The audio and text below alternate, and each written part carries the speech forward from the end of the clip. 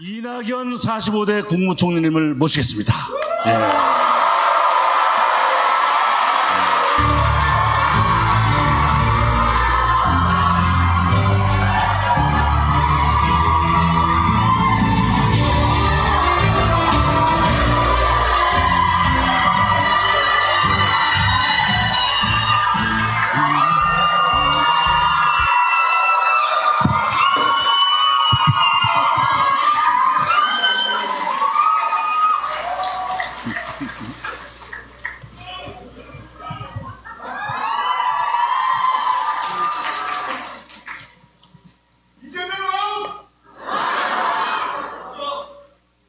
네, 감사합니다.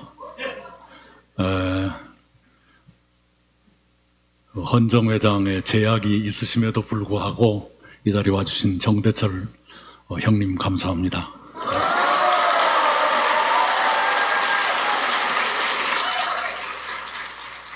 아까 저와 전병헌 대표와 함께라면 지옥까지 가겠다 그랬는데 절대로 지옥으로 안내하지 않겠습니다.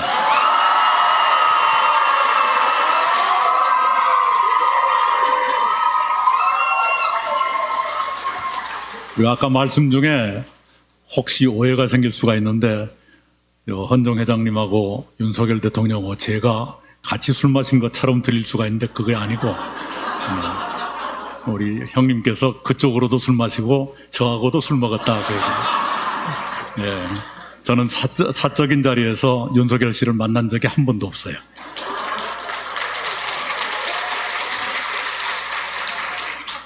그리고 내빈 소개 중에 제가 꼭 한 분만 더 보태고 싶은데 최형우 전 내무장관 따님이 여기 와 계세요.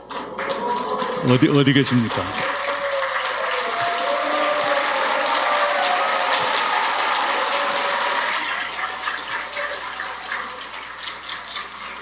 제가 정치부 기자 하던 시절에 1월 1일이면 늘 정치 지도자들 댁을 가서 세배하고 이렇게 술도 먹고 그러거든요.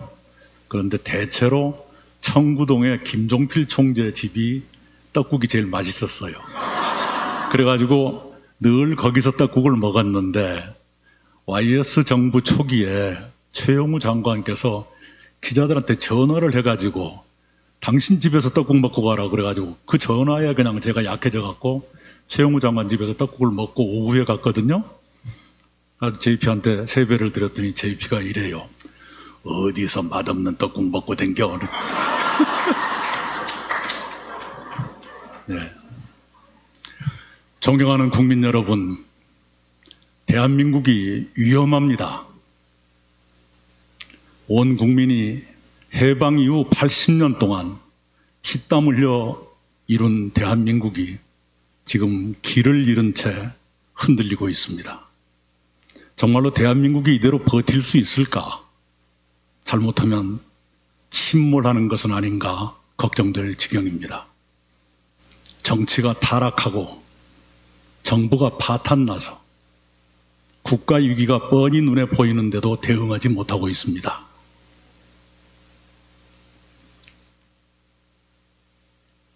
국민들은 전례 없이 많이 분열돼서 심리적인 내전을 겪고 있습니다. 이런 상태로 우리가 세계 10위권 선진국을 유지할 수 있을까 걱정하지 않을 수가 없습니다.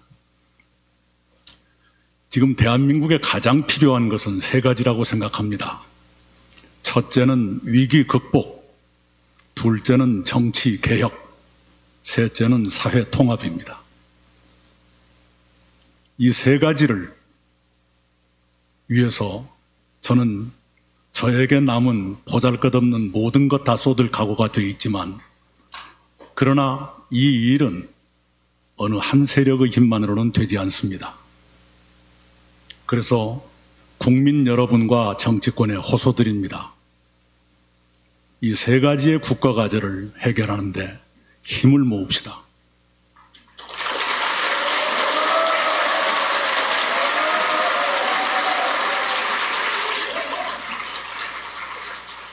위기 극복과 정치 개혁과 사회 통합에 뜻을 같이 하는 세력이라면 그 누구와도 협력하겠습니다.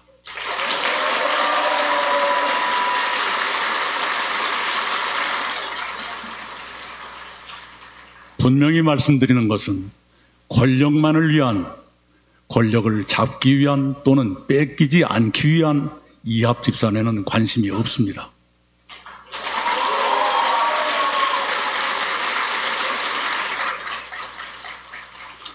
저는 우리 동지들께 몇 차례 말씀드렸습니다. 외롭다고 아무나 손잡지 않겠다.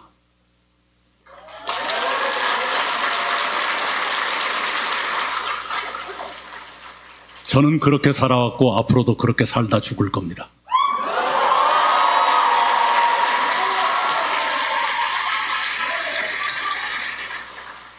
제가 누구에게 연대를 제의했다고 현역 국회의원이 말씀하다가 금방 수정했대요. 그런 말 한 적 없습니다. 정치권에 분명히 말씀드리는데 인간을 수단으로 삼지 마십시오.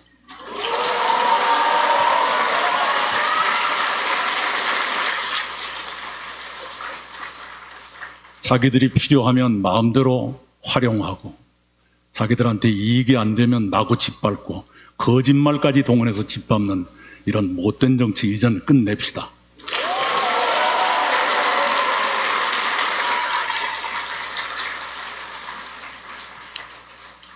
첫째는 위기 극복입니다. 수많은 위기가 있지만 당장은 미국과의 관세 협상이 눈앞에 떨어진 불입니다.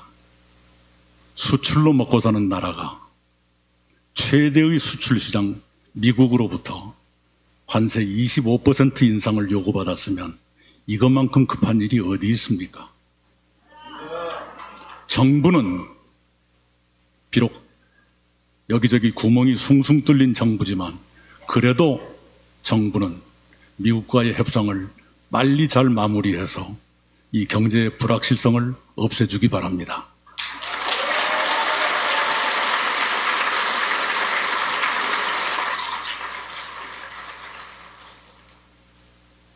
일본 사람들은 이런 말을 합니다.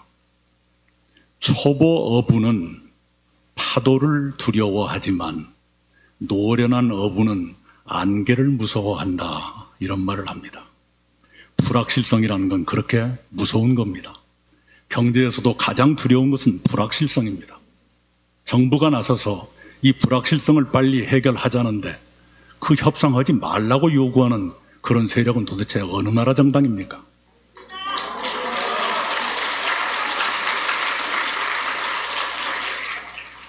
혹시라도 잠재 경쟁자가 점수 따서 자기들 대선에 어려움이 생길까 봐 그렇게 회방 놓는 겁니까? 그런 못난 정치 끝내주세요.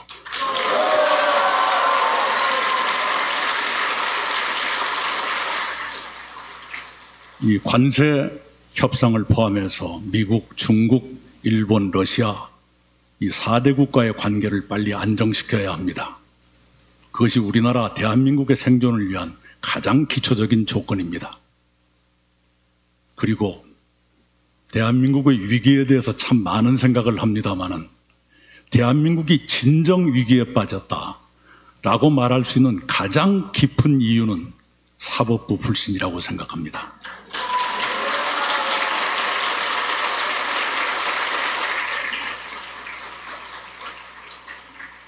이제까지 70년 동안 저는 그래도 사법부는 믿자라고 믿고 살았어요. 근데 이제 그런 말을 할 자신이 없어졌습니다. 똑같은 죄를 지었는데 판사에 따라서 정반대의 판결이 나오면 그건 이미 사법부가 아니지 않습니까?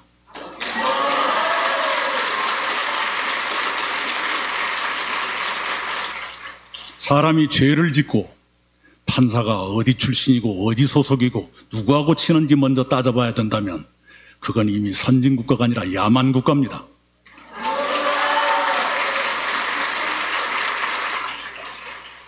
온 국민이 피땀 흘려서 이룩한 대한민국이 고작 이것인지 사법부에 계신 여러분 맹성하시기 바랍니다.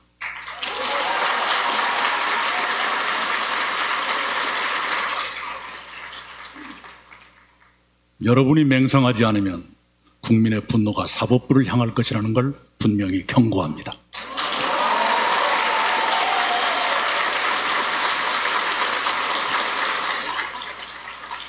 이 와중에 더불어민주당은 바로 오늘 임기가 끝나는 헌법재판관 2명의 임기를 연장하는 특별법안을 통과시켰어요. 헌법재판관 임기를 6년으로 한다는 건 헌법에 정해진 겁니다. 헌법에 정해진 임기를 하위 법률로 마음대로 늘리겠다. 그러고도 국정을 맡겨달라고 국민한테 호소할 수가 있습니까? 그런 난폭한 짓 좀 그만하세요. 제가 우정으로 말씀드리는 겁니다. 둘째는 정치개혁입니다. 대한민국 정치는 파탄났습니다. 대한민국의 위기는 정치 파탄에서 시작됐습니다. 아까 정대철 회장님은 멍텅구리라 그랬지만 같은 말입니다. 저는 좀 고급스러운 표현 쓸게요. 혼미한 대통령이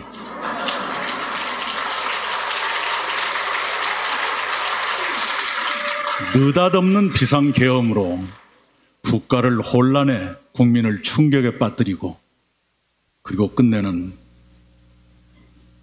대통령직에서 파면됐습니다. 그리고 난폭한 거대 야당은 혼미한 대통령을 쉬지 않고 밀어붙인 끝에 그를 끌어내리는 데는 성공했는데 국정을 맡길만 하다는 믿음을 국민한테 주기에는 실패했습니다.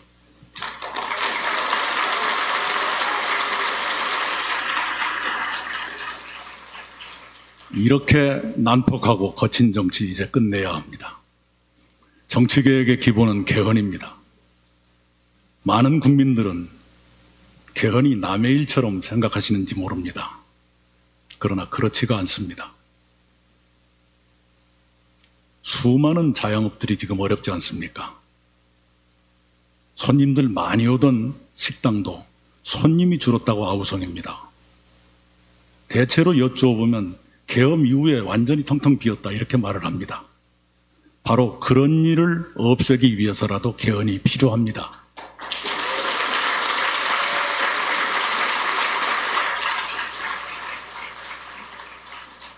(87년) 헌법이 만들어지고 38년이 흘렀습니다.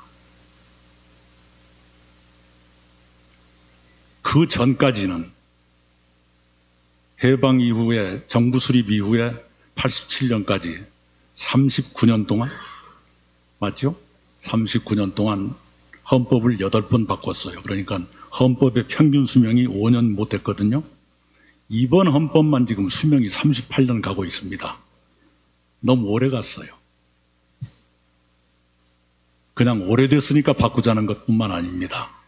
38년 동안 8명의 대통령이 있었는데 4명이 감옥에 가고 2명은 아들이 감옥 가고 한 분은 퇴임 후에 검찰 수사를 받다가 참담한 죽음을 겪으셨습니다. 3명이 탄핵돼서 2명이 파면됐습니다. 그런 일 안 당한 사람이 딱 한 사람, 문재인 대통령뿐인데 그분도 퇴임 이후에 꼭 편안했던 것만은 아니잖아요. 대한민국에서 대통령은 영광의 자리가 아니라 치욕이 예정된 자리로 되어 있습니다. 김대중 대통령, 김영삼 대통령은 누가 뭐래도 대한민국에서 가장 정치 경험이 풍부하시고 민주적으로 잘 훈련된 분이시잖아요. 그런 분들마저도 자식이 죄를 짓는 것까지는 막지를 못했어요. 왜? 권력이 너무 많기 때문에. 대통령 본인은 민주적으로 훈련된 분이라 그런 걸 피하셨지만 그놈의 권력 때문에 사람들이 그 아들을 놔두지 않은 거지요. 자, 민주적으로 훈련되신 경험이 풍부한 대통령들도 이렇게 불행을 겪었는데 민주적이지 않은 사람, 또는 덕성이 온화하지 않은 사람, 위험한 사람, 불안한 사람, 이 많은 권력을 가지면 그때는 어떻게 됩니까? 불행은 필연으로 따르는 것 아니겠습니까? 그런 불행을 막기 위해서, 그것이 개인의 불행을 넘어서 국가의 불행이 되고 국민의 불행이 되기 때문에 그런 불행을 막기 위해서라도 개헌을 하자는데 한 분이 반대하고 있어요. 아마도 혹시 대선에 지장을 줄까? 아니면 권력이 줄어드는 것이 싫다. 이 둘 중에 하나거나 둘 중에 둘 다거나 그러겠죠.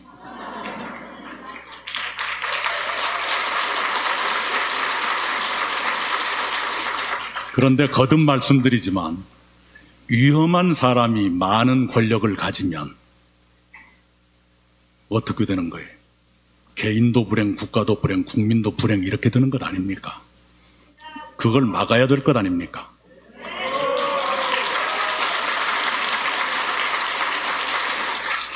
그래야 이 내전 같은 국민 분열도 완화될 수가 있고, 그렇지 않겠어요? 0.7% 차이로 이긴 사람은 모든 것을 갖고 진 사람은 아무것도 못 갖기 때문에 대선 그날부터 권력투쟁이 시작돼서 끝날 때까지 계속되는 게 대한민국 정치입니다. 그러다 보니까 아무것도 남아나지 않고 모든 것을 다 결단내는 그런 나라가 되고 말았습니다. 그걸 뻔히 보면서도 이대로 가자는 건, 그건 우리는 용납할 수가 없습니다.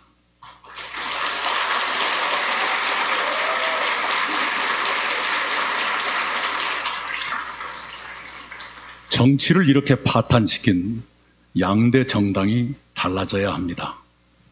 달라지기는 이미 글른 것 같이 보이지만 그래도 말합니다. 먼저 국민의힘한테 말합니다. 탄핵으로 파면된 윤석열 대통령 이제는 버리세요.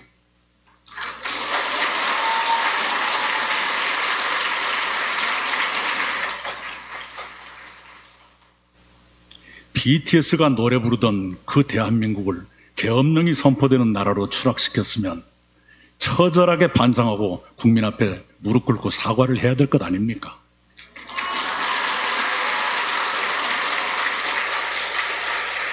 그런데 아직까지도 탄핵에 반대한다는 둥, 계엄을 할 만했다는 둥, 이런 정신나간 소리를 하고서 무슨 놈의 대선에 임합니까? 정당 해체 수준의 개혁을 하지 않고는 국민의 신임을 받기 어려울 것이다. 이것을 국민의힘에 분명히 경고합니다.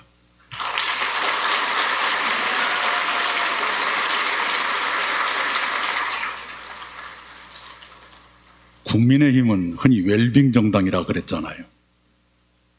우리 자영업자 여러분께 대단히 미안한데 국민의힘은 정치 자영업자들 집합소 같이 보입니다. 자기 생계와 웰빙을 위해서 보따리 싸고 왔다가 때 되면 다 물러나는 그런 식으로 정치를 하고 있어요. 제발 좀 이런 위기를 초래했으면 이제는 국가를 위해서 내 한 몸 바치겠다는 그런 비장함과 결연함을 좀 보여줄 수는 없습니까?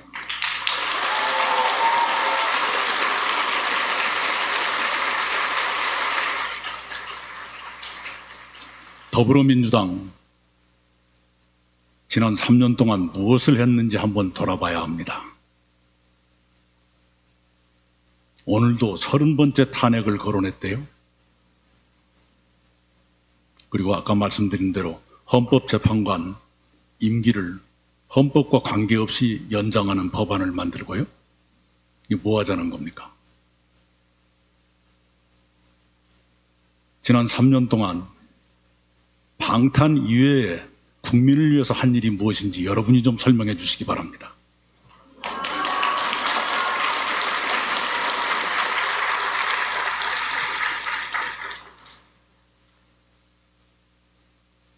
그렇게 억지 방탄으로 보호받은 사람을 대통령으로 만들겠다.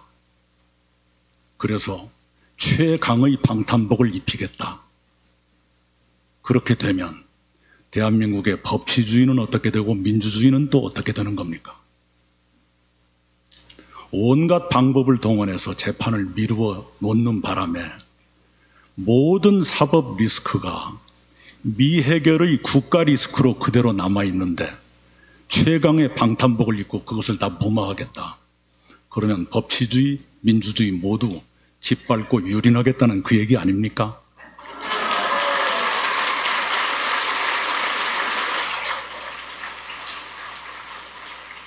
저는 여러 번 말씀드렸습니다. 사법 리스크가 해결될 때까지는 다른 대안을 내라. 대안을 내면 협력할 용의가 있다. 몇 번이나 얘기를 했습니다. 네, 들은 척도 안 하는 것 같아요. 그렇게 해가지고 지금의 대한민국을 책임질 수 있다고 생각합니까?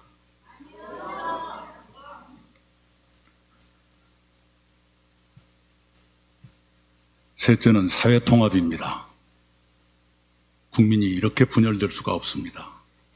친구도 가족도 정치 얘기하려면 쭈뼛쭈뼛해지고 조심스러워지는 그런 세상으로 만들어 놨습니다. 이게 내전이 아니고 무엇입니까? 이 내전을 끝내기 위해서라도 개헌해야 되는데 개헌을 거부한다는 것은 내전을 계속하자는 뜻 아닌가요?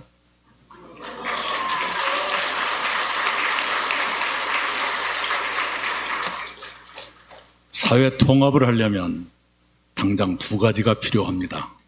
첫째는 통합형 지도자가 필요하고 둘째는 통합형 정치가 이루어져야 됩니다.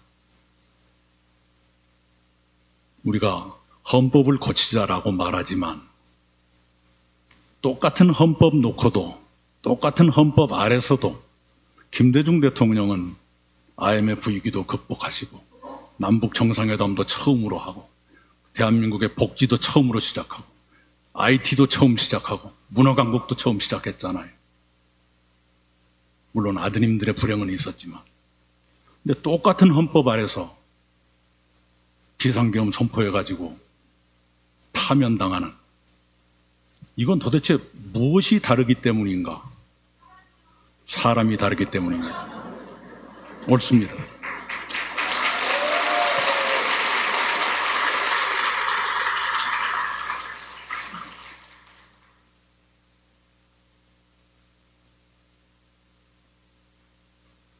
사회 통합을 이루려면 모질지 않고 치우치지 않고 덕성이 있는 그런 지도자가 있어야 합니다. 그래도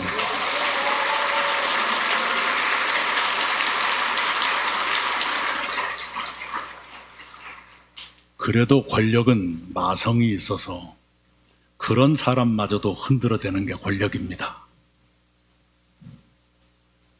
하물며 모질고 치우치고 덕성도 천박한 그런 지도자가 나온다면 권력은 흉기가 될 것입니다.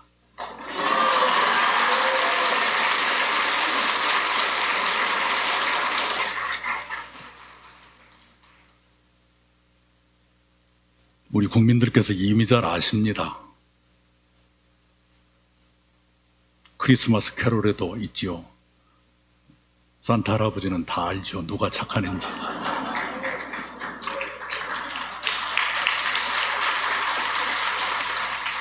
국민 여러분께 호소드립니다. 사람을 보십시오.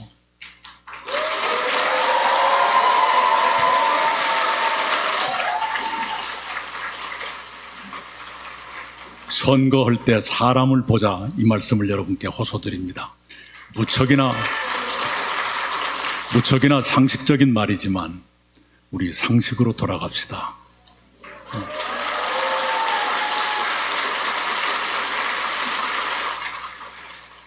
진영이 밥 먹여주는 것도 아니고 진영이 나라를 살리지도 못합니다.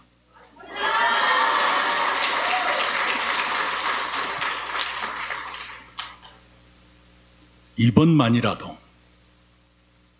통합형 지도자를 대통령으로 뽑고 그 대통령이 거대 양당의 온건 합리적인 사람들에게 연정을 제안해서 내각을 꾸리고 그 정부가 헌법을 고쳐서 빠르면 2026년 지방선거 때, 늦어도 2028년 총선거 때 개헌 국민투표를 하고 총선거와 대통령 선거를 일치시키면 선거 시기 불일치에 따른 여러 가지 비용과 혼란 줄일 것이고,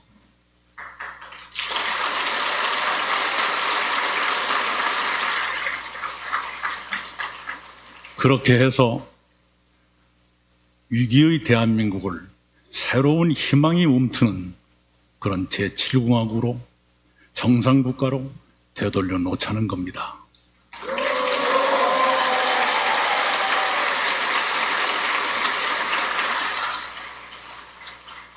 사회 통합을 위해서는 통합형 정치가 필요합니다. 통합형 정치를 하려면 다당제가 가장 빠른 길입니다. 양당제가 되면 딱 50대 50 이러는 것보다는 어느 한쪽이 다수 세력이 되고 어느 한쪽이 소수 세력이 될 것 아닙니까? 근데 이 다수 세력도 너무나 많이 주다 보니까 무슨 일이 벌어지는지 온 국민들이 큰 수업료 내고 지금 경험하고 계시잖아요.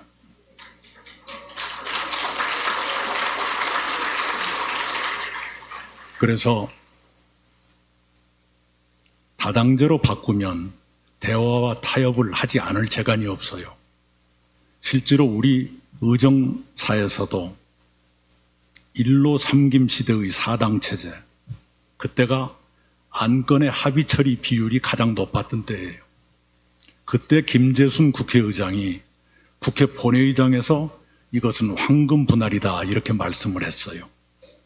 그리고 또 하나, 안철수 씨가 국민의당을 할 때 3당 체제, 그때가 합의 처리 비율이 높았습니다. 그 잘난 척하는 양대 정당이 제3세력, 제4세력의 눈치를 안 볼 수가 없는 거예요. 그래가지고 협력을 구하려면 예를 들어서 제3당의 원내대표가 그 법안 5조는 동의를 못합니다. 그러면 이거 이렇게 바꾸면 안 되겠습니까? 정 안 되면 빼겠습니다. 이렇게라도 해야 되는 거거든요. 그런데 아무거나 지금 통과시키다 보니까 헌법을 무시하는 헌법재판관 임기연장법이 나오고 이러는 거예요. 그런 세력에게 권력은 흉기입니다.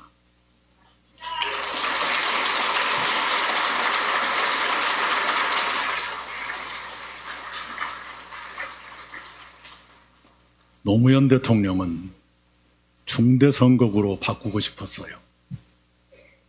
한 선거구에서 3명, 4명 뽑는, 그렇게 해서 영남에서도 민주당 국회의원이 나오고 호남에서도 국민의힘 국회의원이 나오는 그런 정치를 꿈꾸었어요.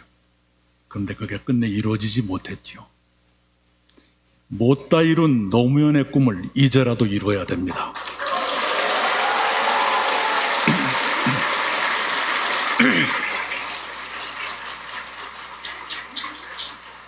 이런 건 걷어차면서 말로만 김대중 노무현을 파는 그런 사람들은 사입입니다.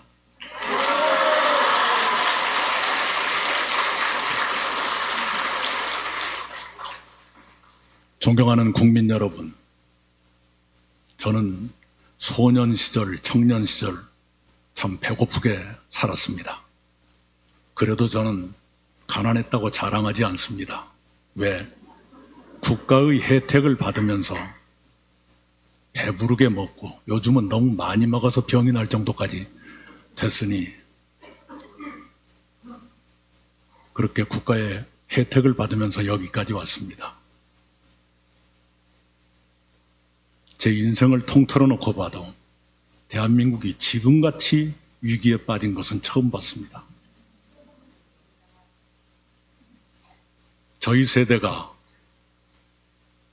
어제보다는 오늘이 더 낫고 아버지보다는 아들이 더 낫고 이런 세월을 살았습니다. 그렇게 늘 미래는 우리에게 고통도 주지만 희망이었습니다. 그런데 지금 우리가 자신 있게 말할 수 있는가? 내 자식에게 너는 나보다 잘 살 거다라고 말할 수 있는 것인가?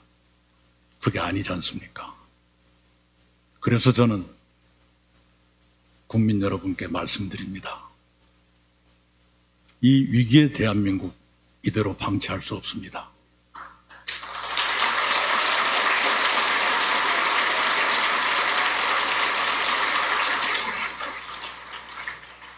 위기를 초래하는 데 책임 있는 세력에게 국가를 맡길 수가 없습니다.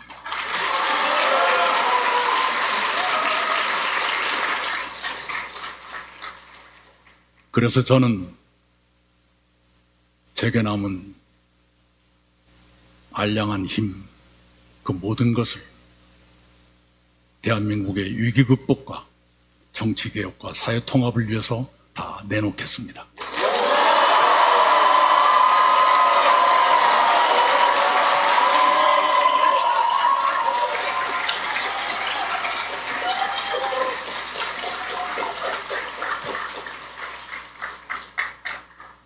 정치권도 이 뜻에 동참해 주시기 바랍니다.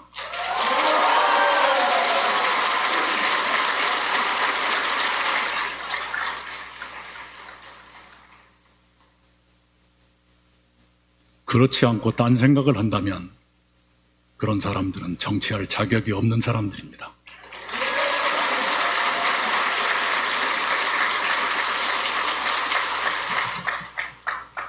오늘 이렇게 많이 와주신 동지 여러분 고맙습니다.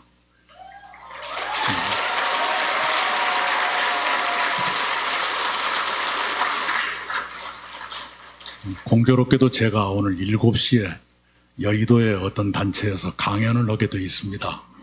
네, 그래서 여러분께 작별 인사 따로 못 드리겠습니다. 네, 감사합니다.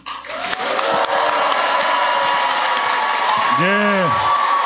우리 혼돈의 시대를 밝히는 귀한 강연을 해주신 이낙연 전 총리님께 다시 한번 큰 박수와 함성 부탁드립니다.